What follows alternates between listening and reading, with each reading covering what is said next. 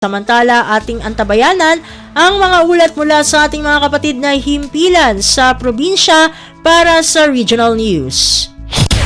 Balita mula sa lalawigan sa bawat rehiyon ng ating bayan. Dito sa Ang Pilipinas Ngayon.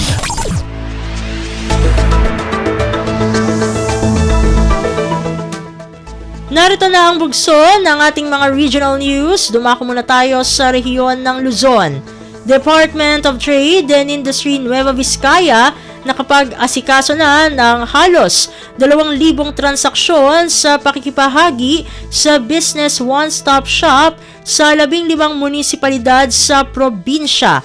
Narito ang buong balita na ihatid sa atin ni April Racho mula sa Tuguegarao.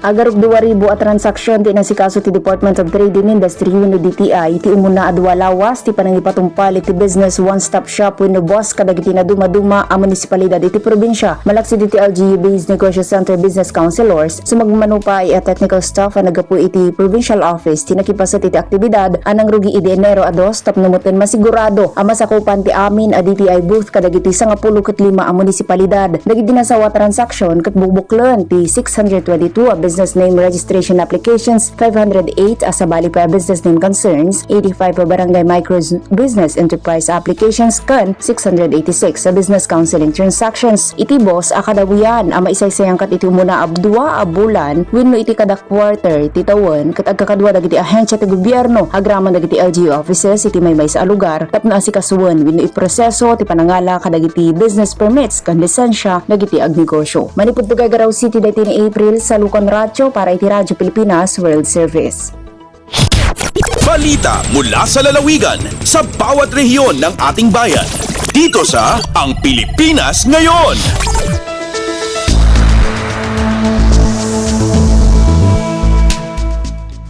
Inyong napakinggan ang ulat ni April Racho mula sa Tuguegarao. Dumako naman tayo sa Baguio City, kampanya kontra sa online scam, pinaigting pa ng Anti-Cybercrime Unit sa Cordillera.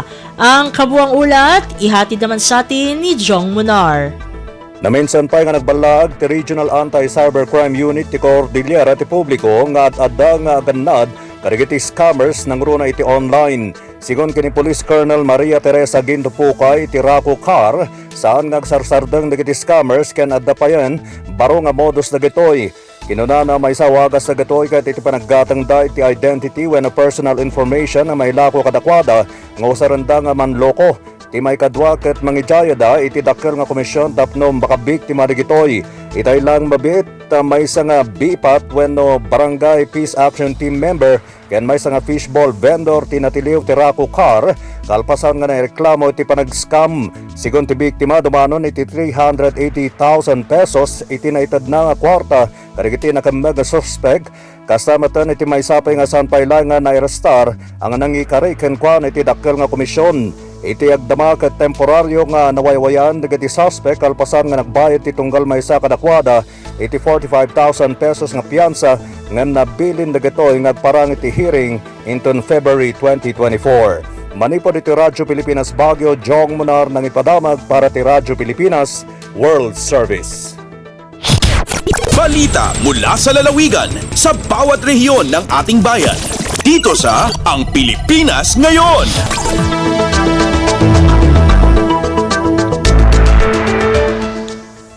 Inyong napakinggan ang ulat ni Jong Munar mula sa Baguio City. Pumunta naman tayo sa Virac, Diocese of Virac o Virac sa Catanduanes, nakiisa sa selebrasyon ng kapistahan ng Santo Niño.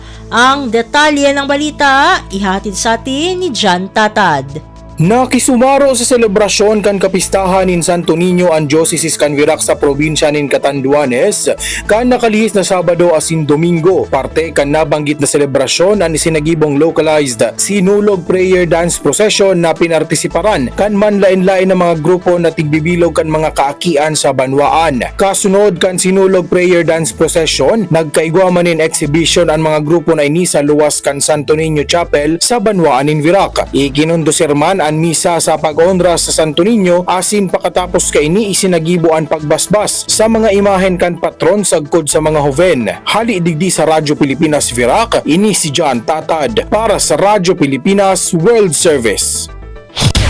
Balita mula sa lalawigan sa bawat rehiyon ng ating bayan. Dito sa Ang Pilipinas Ngayon.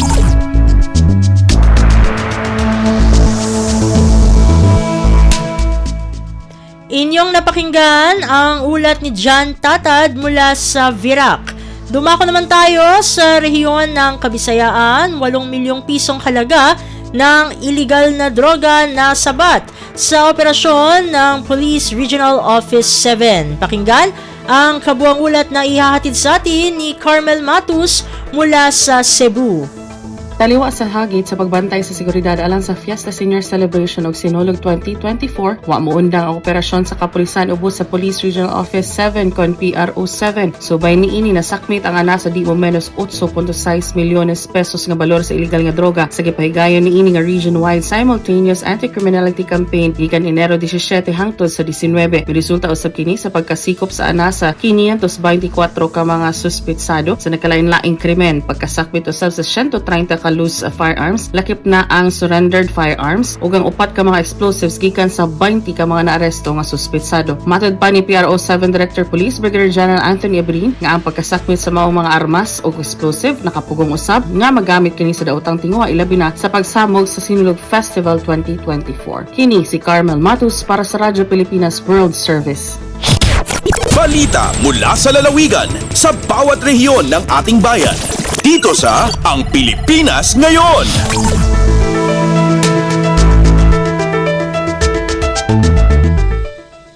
Inyong napakinggan ang ulat ni Carmel Matus mula sa Cebu. Pumunta naman tayo sa Iloilo, 10 milyong piso na Super Health Center itatayo sa Oton, Iloilo. Ang detalye ng balita, ihatid naman sa atin ni Bing Pabiona.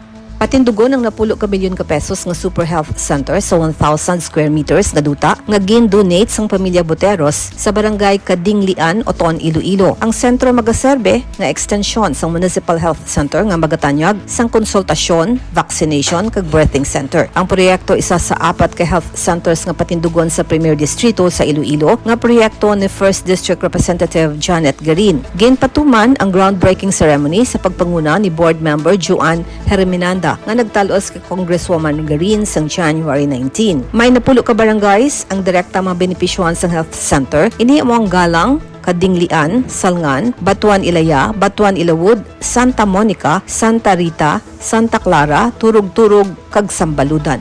Gikan sa Iloilo, Bing Pabiona para sa Radyo Pilipinas World Service. Balita mula sa lalawigan sa bawat rehiyon ng ating bayan. Dito sa Ang Pilipinas Ngayon.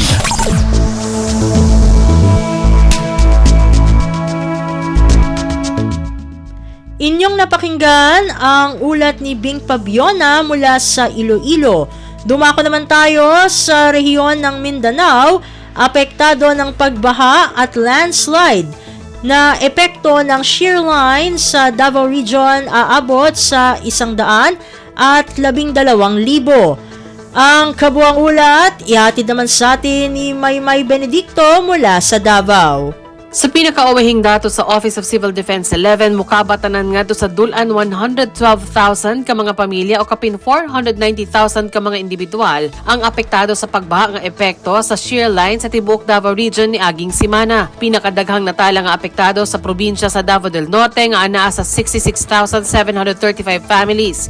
Ikaduha sa Davao Oriental nga dunay 30,848 families, sunod sa Davao de Oro nga dunay 10,708 families. Samtang sa Davao City, mukabat nga to sa 2,435 ka mga pamilya ang apektado ug 24 ka mga pamilya sa Davao del Sur. Sa mga casualty, nakatala ang Davao Region og 13 ka mga nangamatay tungod sa landslide, diin 11 niini sa Mungkayo ug usa sa Maragusan sa Davao de Oro ug duha sa Davao City. Alang sa mga ayuda sa mga apektado, nakatunol na ang DSWD 11 og dulan 30,000 ka mga food packs, 64 ka mga hygiene kits, 34 ka mga family kits ug 30 ka mga modular tents kini dugang sa relief assistance nga gipanghatag ng daan sa tag sa ka mga LGU. Sa karundo na pay mga dalan sa Davao de Oro ug Davao del Norte nga dili pa maagian tungod sa landslide diin padayon ang ginahimong clearing operations, gawas na lang sa 4 ka mga tulay nga natalang totally damaged. Gikan sa Radyo Pilipinas Davao, may Benedicto para sa Radyo Pilipinas World Service.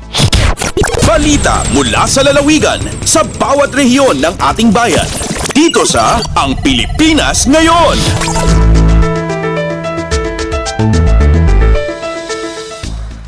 Inyong napakinggan ang ulat ni Maymay Benedicto mula sa Davao. Pumunta naman tayo sa Marawi, Bangsamoro Electoral Code Handbook, formal na tinanggap ng Commission on Elections o COMELEC at iba pang partner stakeholders. Ang detalye ng balita, ihahatid sa atin ni Johania Yusof.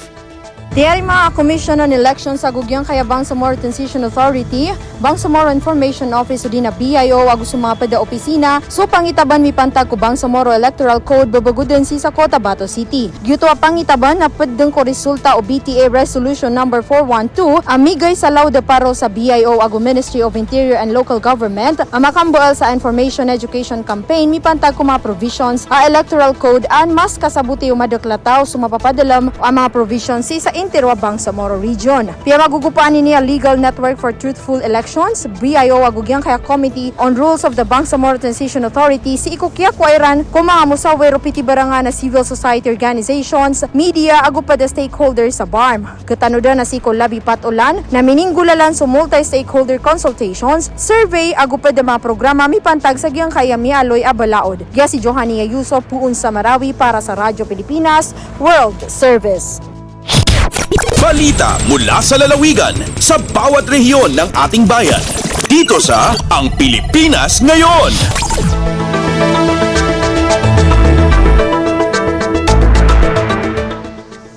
Inyong napakinggan ang ulat ni Johania Yusof mula sa Marawi.